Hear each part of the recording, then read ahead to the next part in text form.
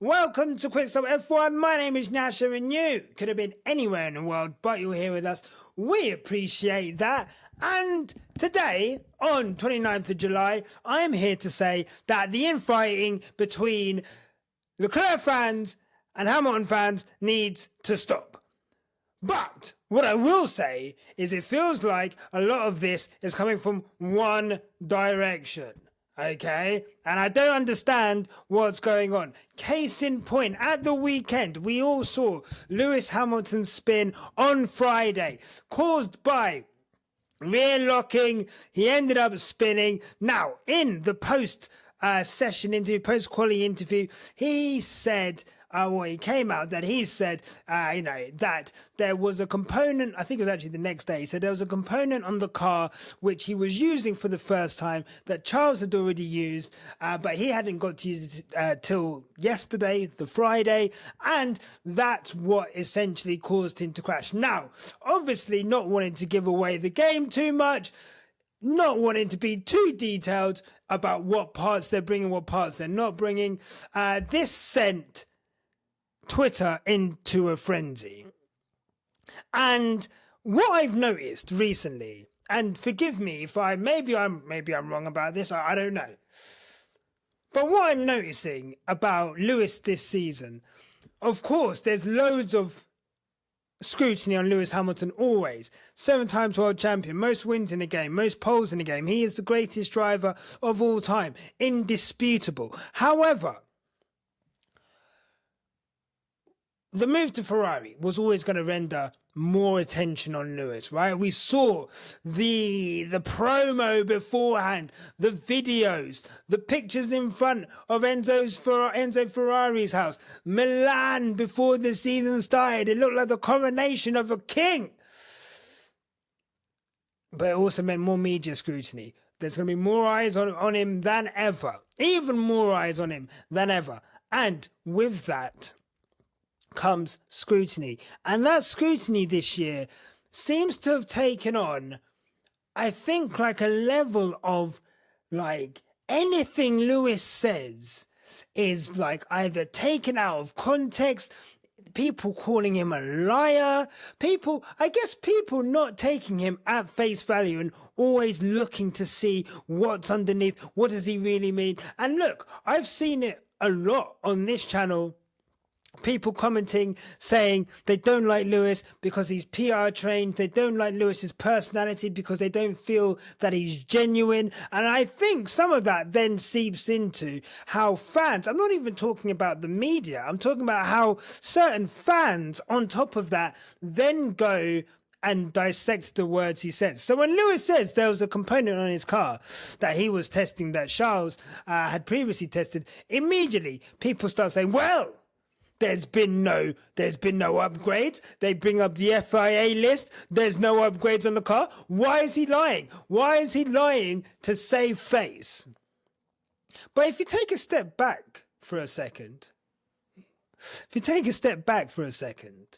and actually look at how that weekend goes and how from that incident to what Lewis says, in between the incident and the interview on Saturday, on Friday, Lewis takes full accountability for the crash. He doesn't say, I had rear locking, I don't know where the fuck that came from. He doesn't say, this car's trash, whatever. He takes responsibility and says, I don't know what happened, that's on me, that's my fault. Even as people like Jolyon Palmer and Davidson, people who I'm assuming we're all sitting here watching, saying, we respect their opinion, we respect their ability to assess driver situations in F1. Probably the two best analysts in the game right now. I don't think there's anyone better at dissecting driver behavior on track than Jolyon Palmer and Davidson. If both of those are saying it's not his fault, but Lewis himself in the car is taking more responsibility than maybe he needs to, more responsibility than I've seen other drivers take in similar situations, both in the car and outside, why is there a need for him to then, the day after he's admitted it was his fault, or, owned up to it being his fault, I guess, even though he didn't need to, why would he then the next day need to lie? And what I'm getting right now, you know, when Lewis joined Ferrari, and what do we have drilled into us? Drilled into our Team LH. Ferrari, it's not just about one driver. It's about Ferrari, the team. And all Leclerc fans, the insane ones. And when I say all Leclerc fans, I'm saying the ones who are acting like this. Obviously, they're saying Leclerc fans as much as they're saying Lewis Hamilton fans. And, you know, there's some crazy Lewis Hamilton fans. But that section of the Leclerc fan base are acting as if Lewis is their evil stepdad, bro. Like, I don't understand. You know, like the stepdad, he comes in and he's trying to put on, right, son, do you wanna go play fucking paddleball or some shit? I don't know what stepdads do with their kids. I'm sorry, I'm respectfully. And these guys are just like shunning any form of Team LH, and they're acting as if it's their team. Leclerc fans act as if Ferrari is their team. And what is hilarious about that is I would, like, if Lewis Hamilton was coming into Michael Schumacher's team, yeah? Like, if Lewis was, like, coming in like Rubens Barrichello and be like, yeah, bruv, like, I'm coming into your team, I'd understand. I'd say, you know what, you got that, big man. Big dog, you got that. We got to respect that. We got to respect that. Oh, my God. That is horrible.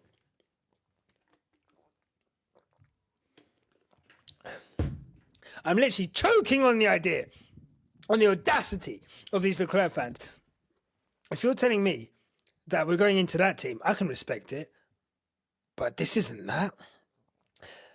The House of Ferrari, if we're talking about the House of Ferrari, respectfully, what section is Charles Leclerc's section of that house? Because it's not the foundations. It's not the gorgeous tiling. It's not the roof. It's not the fucking sewer shit drainage. You know what Charles Leclerc has built in the House of Ferrari? Respectfully. You know when there's like a random room that no one knows what to fucking do with it? You know when people put a picture up of like a box room at the top of the stairs? Or like on the stairs, there's just like this square little gate at the top of the stairs. And you're like, I don't know, what do I do with this part of the house? That's what Charles Leclerc's built in Ferrari. And I respect Charles Leclerc. I just think Charles Leclerc, I've been on record saying Charles Leclerc is, I think, a generational talent with flaws. As much as anyone has flaws. I think Max Verstappen has flaws. Lewis Hamilton has flaws. It's unfortunate he's not had a car for it's similar to like McLaren and Norris getting the opportunity now over the course of a season. But Leclerc fans have got to relax. Like, relax, bro. Like, Lewis is not your enemy. Okay? If Ferrari is one big team, then you guys need to learn how to play nice. Because you can't go off every week complaining about something Lewis Hamilton does, or Lewis Hamilton getting more attention, or Lewis Hamilton having Fred defend him in the media, or Lewis Hamilton getting more praise for finishing behind Charles Leclerc, or whatever. Like, you can throw the head-to-head in our face all the time. It doesn't matter. At the end of the day, you beating Lewis, but the car being dog shit, doesn't improve anyone's lives.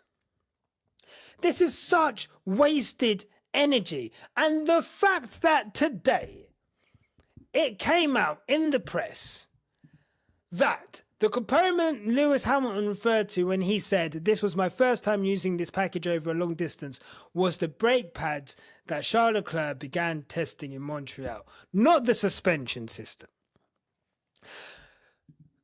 So you look stupid. Like, you literally look stupid. And I get it.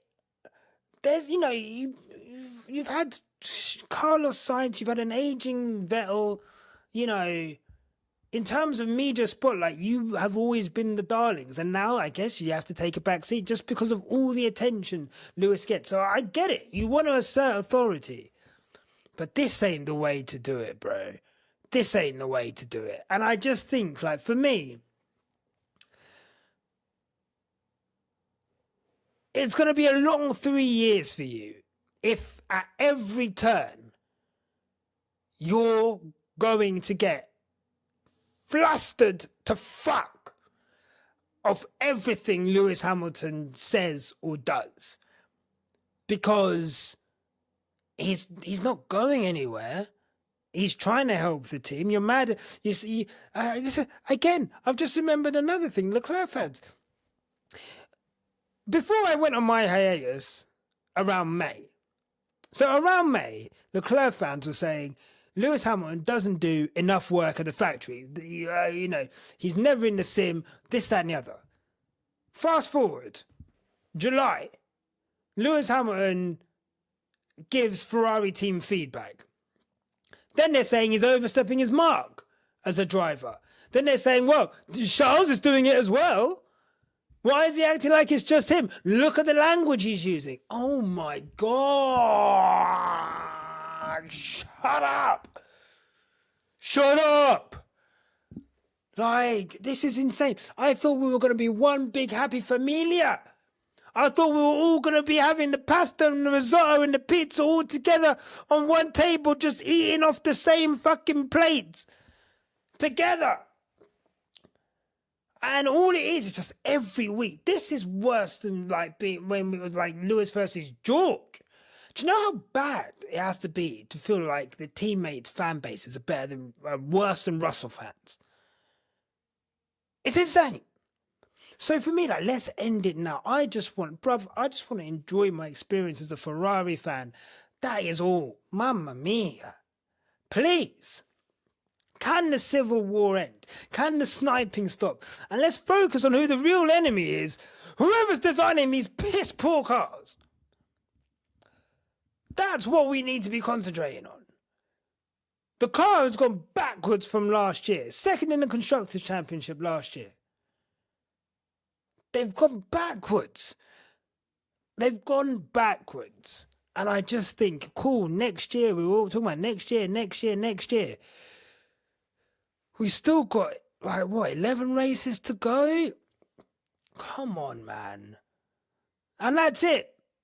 That's all I've got. I just had to come on and say that. Quick ones, quick things. You don't know already. If you like what you see, let me know. Put a like, subscribe. All of them things there. And I'll see you tomorrow. Toodle pip. Oh yeah, no matter what Live Thursday, you keep it on the black stuff. I'm still getting used to all this. We'll get there in the end. In a bit.